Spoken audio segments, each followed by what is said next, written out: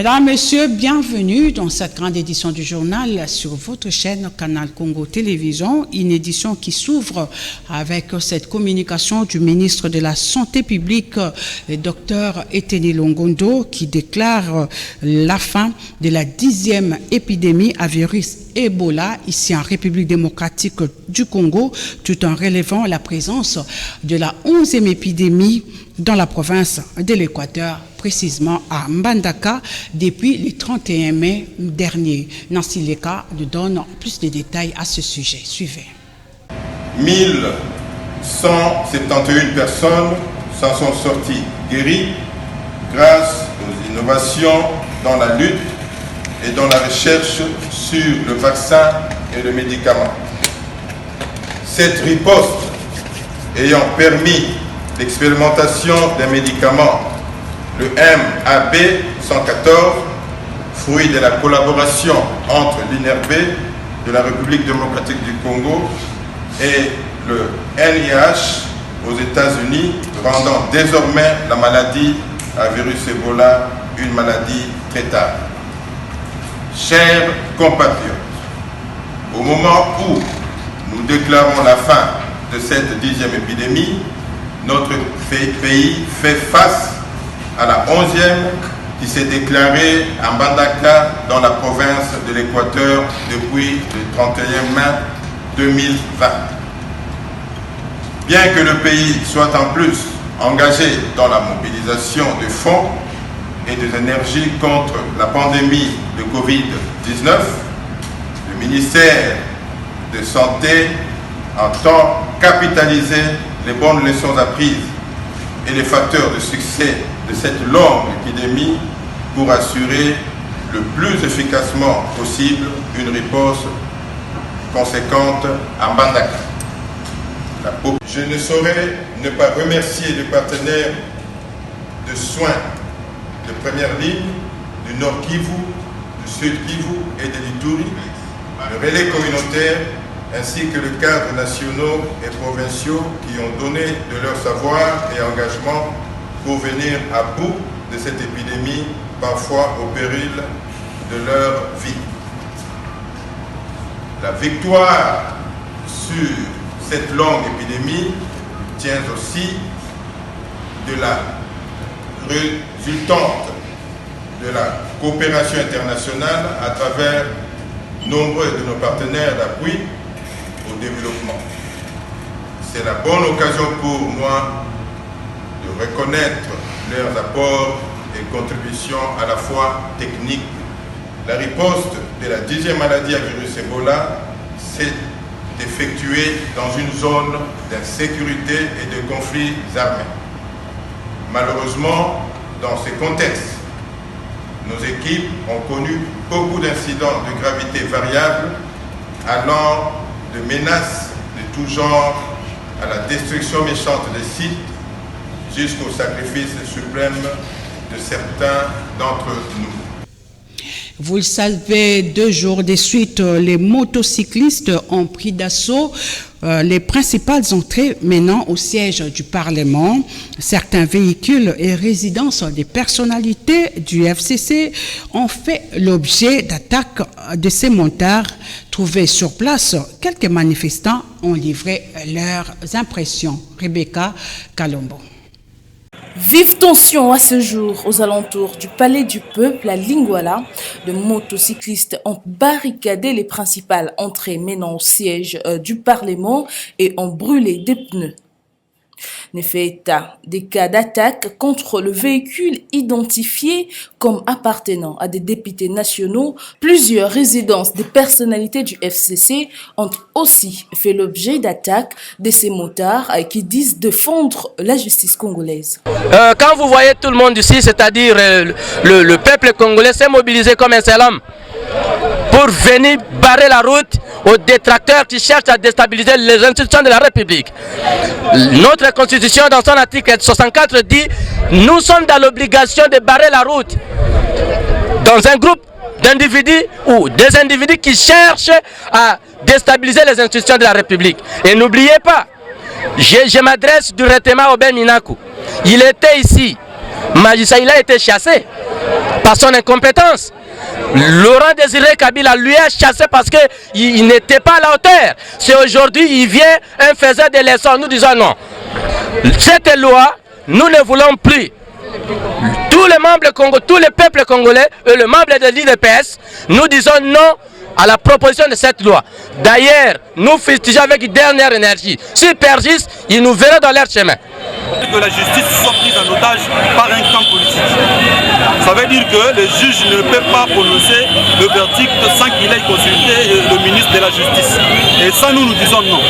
Non, pourquoi? Parce que d'abord, ils sont dans une violation flagrante de la Constitution à son article 151 et 220. Et nous sommes venus ici pour imposer maintenant la majorité populaire. Pas encore de raison officielle ou motivation de cet acte, mais ces manifestations seraient liées à la mobilisation contre la proposition de loi sur la réforme judiciaire initiée par le député FCC.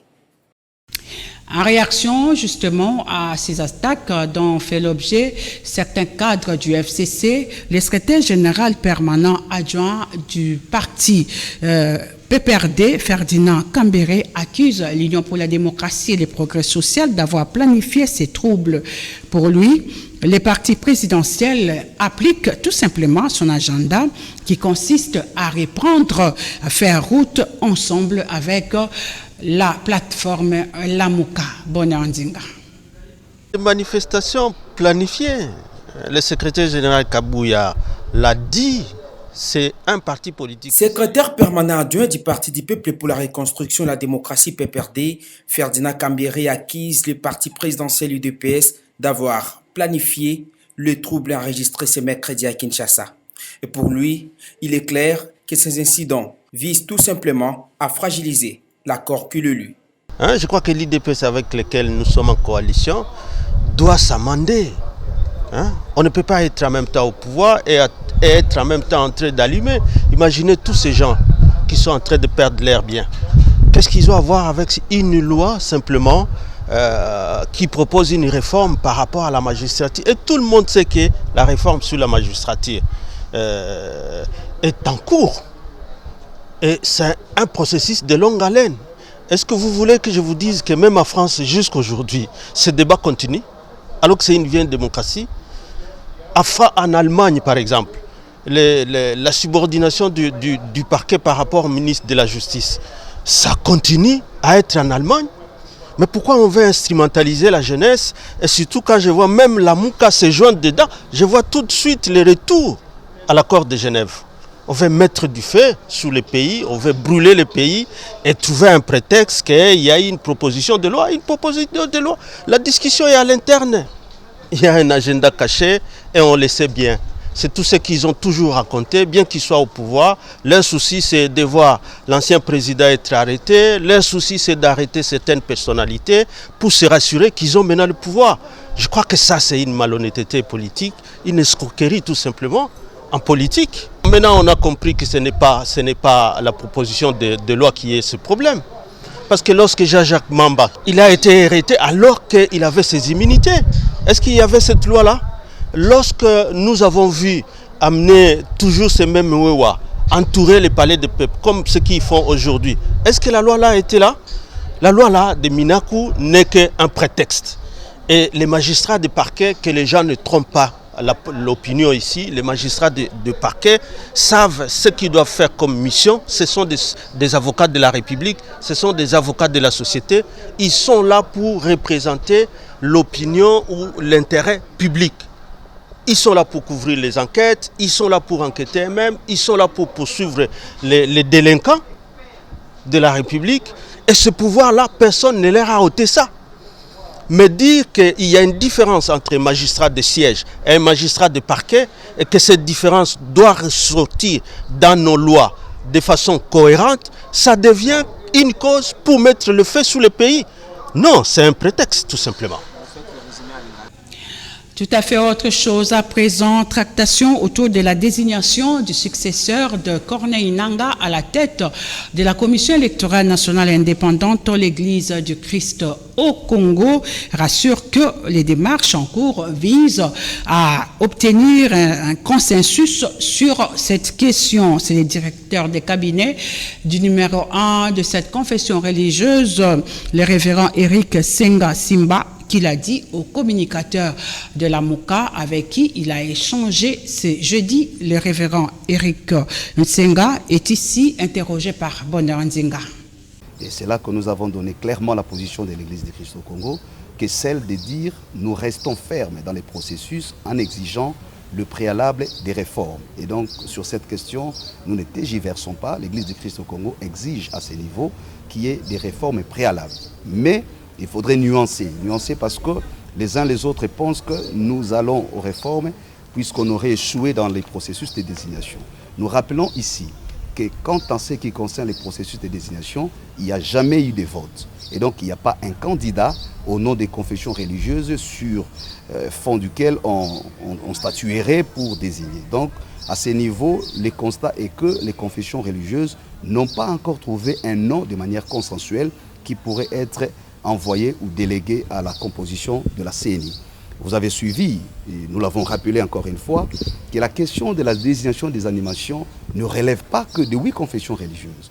Elle n'est pas une question des 500 députés qui sont dans l'hémicycle. C'est une question qui relève de la souveraineté nationale.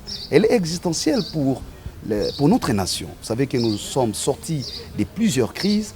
Dans la lecture de l'Église du Christ au Congo, cette période devrait être beaucoup plus maximisée à des réformes, pas seulement du système électoral, mais même du système judiciaire. Parce qu'il faut créer la sécurité judiciaire, il faut refonder la nation à partir des bases d'une bonne démocratie.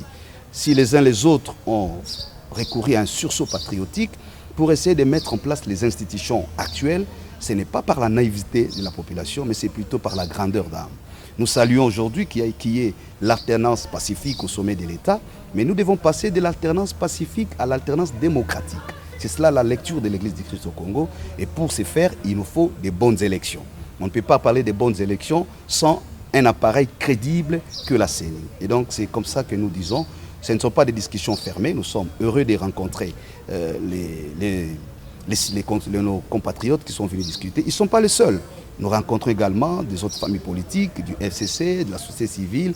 Aujourd'hui, l'Église est engagée dans cette dynamique pour essayer d'ouvrir les discussions en vue de voir dans quelle mesure nous pouvons dégager une volonté collective. Il faut aussi souligner pour finir que l'Église du Christ au Congo estime que ces questions de réformes ne doivent pas rester exclusivement réservées à des institutions en place, sans jeter les discrédits à nos institutions, mais nous pensons que c'est le débat citoyen, nous pensons que c'est le débat républicain et le paradigme actuel de notre paysage politique n'est pas indiqué pour confisquer la souveraineté populaire.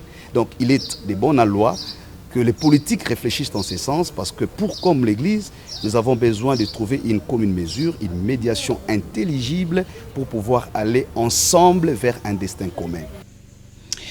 En société, les éléments de la police nationale congolaise ont effectué ce jeudi 25 juin 2020 une opération punitive au tunnel reliant 2 avenues du quartier Terminus.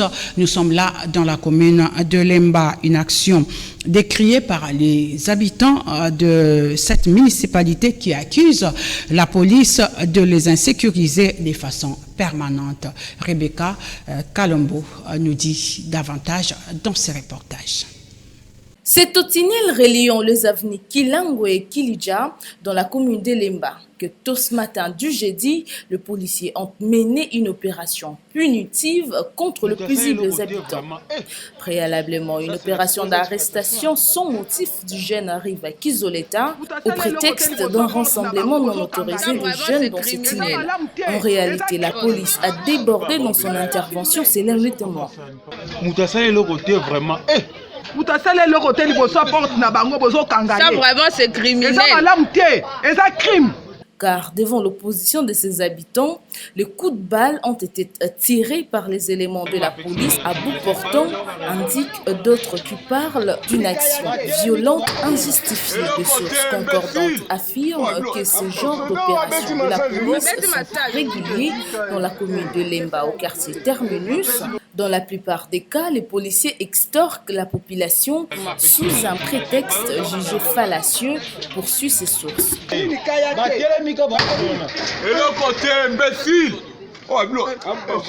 Les habitants de ces quartiers appellent les autorités compétentes à mettre en place des mesures adéquates de sécurité à leur faveur.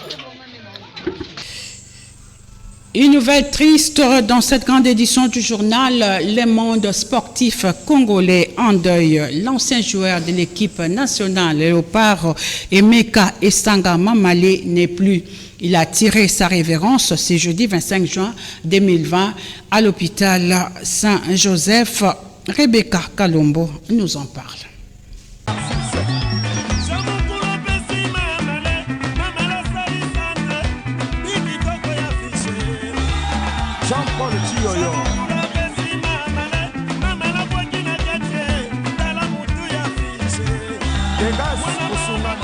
L'ancien joueur de l'épopée 1998 vient de décéder ce jeudi 25 juin 2020 de suite d'une maladie brisque qui a amené ses proches à les transporter en urgence à l'hôpital Saint-Joseph dans la commune de Limete hier dans la soirée. Emeka Mamale, ancien joueur de Denrée Club Motema Pembe et de KwaZulu en Afrique du Sud, Mamale a succombé ce jeudi. Troisième à la CAN avec l'équipe nationale de la RDC Zaïre à l'époque en 1998 à côté des Paulin Tokala et des Kassongo Banza Dikouloué.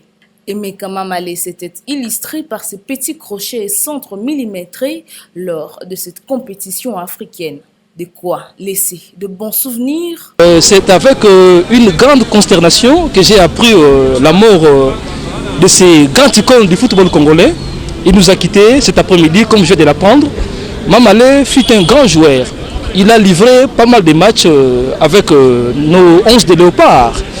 Mais Mamale n'a pas eu un bon encadrement sur sa carrière footballistique, je pourrais dire. Et il a connu aussi des problèmes avec des managers nationaux, tant internationaux aussi. Et il renferme ou bien il regorge des talents qui étaient négligés. Je lancerai aussi un appel solennel à notre gouvernement de promouvoir ou bien de créer une structure pouvant à protéger nos anciens footballeurs. Paix à son âme. Que non, tous les peuples congolais se souviennent de ce que Mamale a fait de ce pays. Il nous a fait la fierté dans plusieurs actions. Il y a eu l'une des matchs que Mamale avait joué. Le Congo tout entier demandait que l'entrée de Mamale. Et il est entré, il a fait l'exploit. C'est pourquoi je suis en train de regretter vraiment. L'on retiendra également de lui sa scène après la CAN avec le président de la FECOFA à l'époque en train de réclamer son passeport.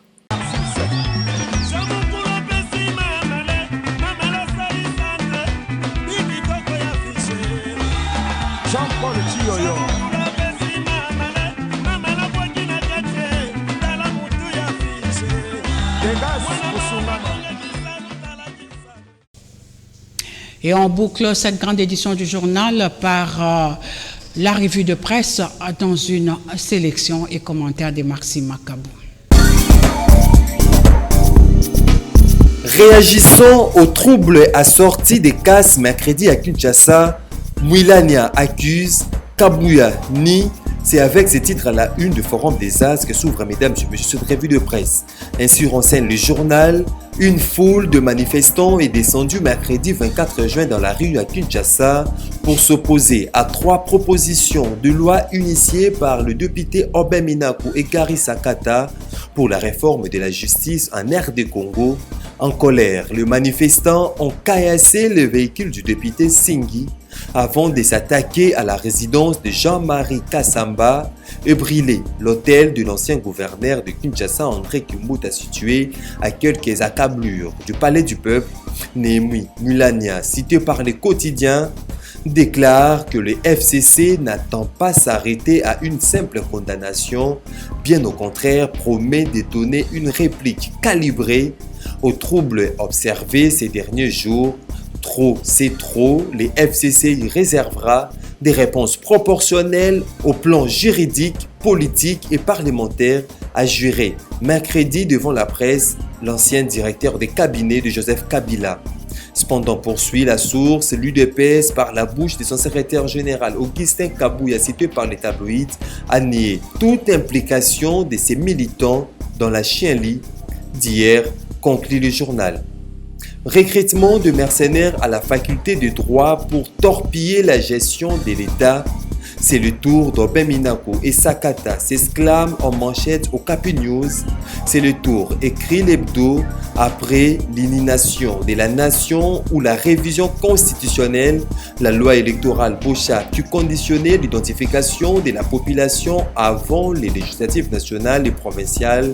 Ce sont les députés nationaux PPRD Minako et Sakata. En effet, révèle-t-il, la paire gagne petit à petit ceux qui ont eu et qui ont les charges de l'État. Leur gestion de la chose publique a tellement laissé beaucoup de cadavres dans les tiroirs qu'ils ont peur de l'indépendance de la justice. Cette justice dont les textes légaux ont été élaborés à la taille de l'ancien président Joseph Kabila, laisse entendre les journaux. Pendant ces temps, Impact News renseigne à sa une sur proposition du ministre Clément Kouété du portefeuille Sokimo, vendu à une firme fictive canadienne, pour qui le Front commun pour les Congo FCC n'arrête pas de poursuivre les bradages du patrimoine de l'État après Sodimico, Gécamine, MIPA, ex-Onatra et toutes les autres entreprises du portefeuille. C'est au tour de la société minière des Kilomoto Sokimo que cette plateforme est mise pour se faire des moyens sur les dos de la souffrance des travailleurs et de populations riveraines de l'exploitation de l'or dans cette partie de la République démocratique du Congo. Et l'espoir qui boucle ce point de journaux renseigne à sa une si la proposition de loi sur la réforme judiciaire passée, la justice congolaise sera prise en otage par le Front commun pour les Congo, FCC. C'est tout pour cette revue de presse. Voilà qui termine cette grande édition du journal. Merci de nous avoir suivis et à la prochaine.